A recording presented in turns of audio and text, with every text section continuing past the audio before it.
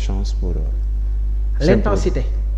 Je pense que s'ils reproduisent la même intensité bi nga xamante ne moom la ñu reproduire woon moom la ñu defoon au match aller mun nañ ci am dara bu ñu fàtte ne tamit Newcastle ak Barça joué woon nañu ci premier tour yi on se rappelle du but de Marcus Rashford mais entre-temps gis nga ne que selon le contexte du match seen entraîneur bi dafa modifier lu bëri une défense stable une charnière retrouvée entre Malick Thiaw ak Dan Burn un excellent latéral gauche reconverti en arrière gauche muy kan muy Lewis Hall formé par Chelsea excentré la woon dama koy wax tout le temps. mais xaw na rey Yamal ci match bi. waaw un joueur très sérieux. mais Trippier à droite en mouvement yu muy def.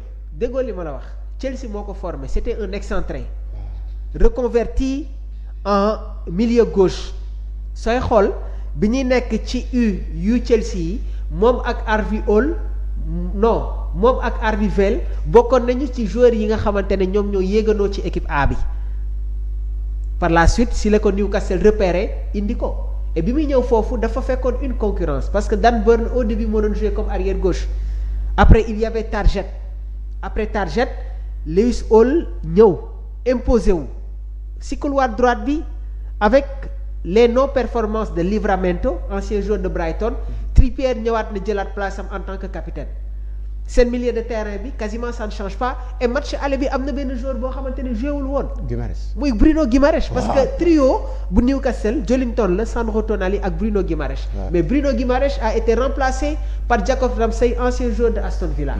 léegi le trio d'attaque parce que Eddie Howe xam nga ne que la défense la charnière catalane dañu yéex. Pau Cubarsí ak Gérard Martin peut-être ci côté yi am na explosivité ak Joao Cancelo il peut faire quelque chose Eric Garcia ñun ñëpp xam nañ ne que gaawul et Newcastle nekk na équipe boo xamante ne il peut maintenir une intensité pendant 90 minutes parce que ci match aller bi kan moo yaakaaroon ne que Eddie Howe day indi un joueur comme Osula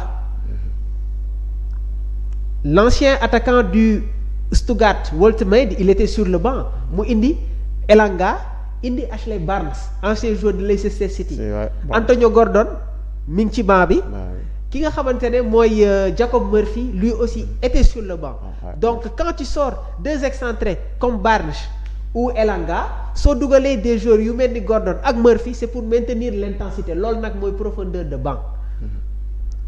ok donc Newcastle en quelque sorte transfert Isaac bi cela n'a rien reflété par rapport ak équipe bi nu mel. Wissa lañu John Wissa mi ngi ci banc bi moom la ñu indi woon pour mu remplacer. waaw te gis nañu match yu mu joué yëpp il fait de très bon match. il est déjà sur le départ. non il est déjà sur le départ parce qu'il ne convainc pas la direction bul ma tendre ay pièges. non mais pourquoi ñu bëgg ko jaay laa parce que déjà dafa blessé woon. les attentes fi ñu koy xaaree yeggul foofu donc aujourd'hui il est sur le départ. bi mu gaañuwee da nga gis ne que Newcastle dafa dem jëli ki nga xamante ne moom mooy Woltemade. Mamour su ma lay dégloo ngay wax da ngay ni ngay prévenir waa Barça nii da nga yaakaar ne Newcastle mun na le Barça est favori.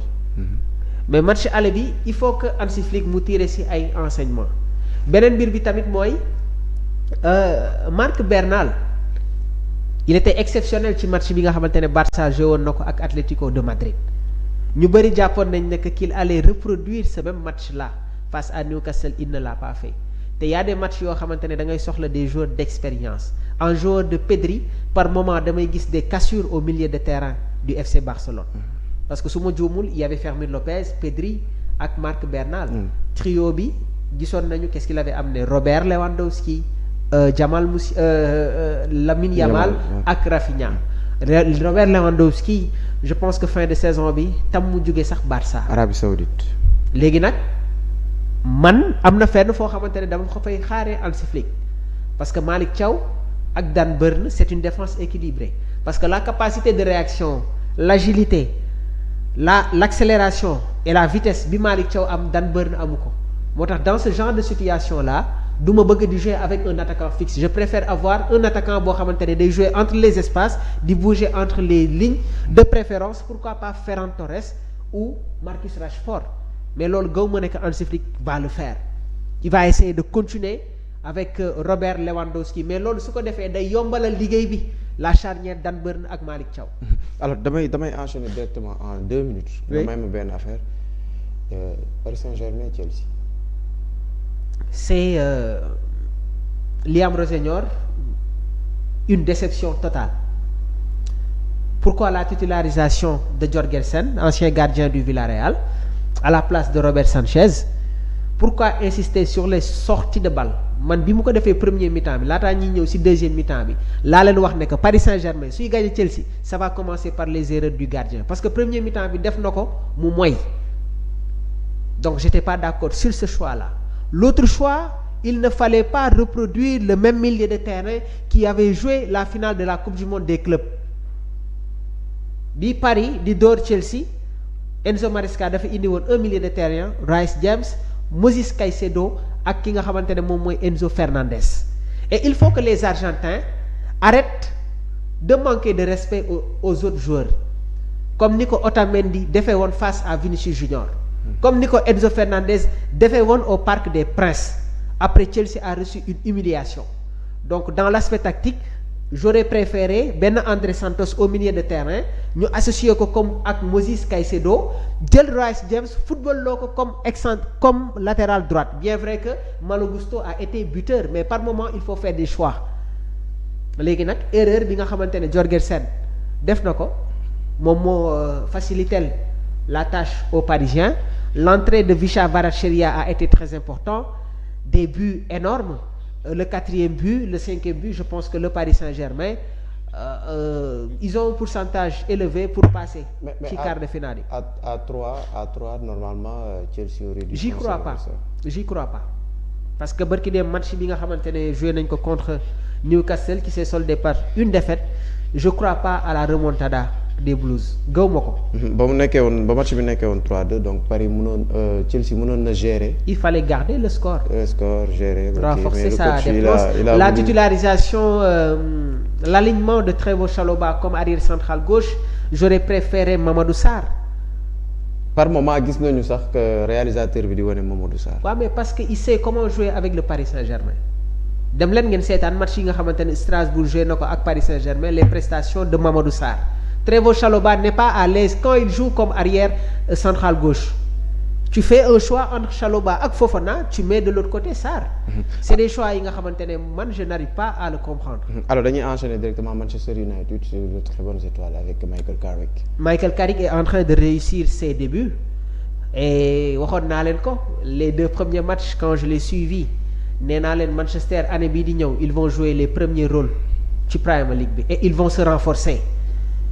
Et dama leen koy wax fii entre Pape Alassane Gueye ak Iliman Ndiaye il y aura un joueur sénégalais bi nga xamante ne dina nekk un mancunien loolu man gëm naa ko. La saison à venir. Surtout au niveau de l'entrejeu un joueur comme Pape Alassane Gueye après le départ de Casemiro peut être un élément très important dans ce dispositif des Reds Devils et Manchester ñi ngi chercher benn excentré gauche et jamono ji seen bët yëpp ñi ngi ko teg ci Iliman Ndiaye. Et je pense que si Manchester réussit à jouer les Ligues des Champions la Ligue des Champions l'année prochaine dans les recrutements ils n'auront pas de problème au contraire dafay faciliter joueurs yi nga xamante ne bëgg nañ leen dem jëli donc cela veut dire qu'aujourd'hui il y a des dispositions claires yi nga xamante ne moom la Michael Carrick mettre en place reste à savoir maintenant les derniers matchs yi nga xamante ne moom mooy nekk seen kanam. su defee recrutement yu mu bëgg a def yëpp après dina dem ba day am profondeur devant parce que Manchester depuis toujours il a toujours eu un problème de profondeur devant. Depuis ces dernières années constat boobu moom la ñuy def mais je pense qu'aujourd'hui en termes de financement ils n'ont pas ce problème-là. léegi du yàgg tuuti. dinañu xam l'équipe qui a des problèmes c'est Liverpool qui n'arrive plus à gagner. Ils ne sont pas constants. Dominique Szoboszlai démb mi ngi koy wax au sortir de cette rencontre-là mais un match nul qui fait du bien. Aux Spurs. Ouais. Aux Spurs noonu laa koy waxee. Pour le maintien. Oui. léegi man par moment je comprends pas lan moo tax Arne Slot di insister pour jouer loo ki nga xamante ne moom mooy Jérémy Frimpong Szoboszlai comme arrière droite mun nga ko def ci yenn match yi mais ça ne doit pas être dans la continuité fais un choix entre Florian Wirtz ak Szoboszlai est plus performant fais jouer Florian Wirtz comme arrière comme excentré gauche mais Szoboszlai ñun ñëpp xam nañ ne que quand l'équipe adverse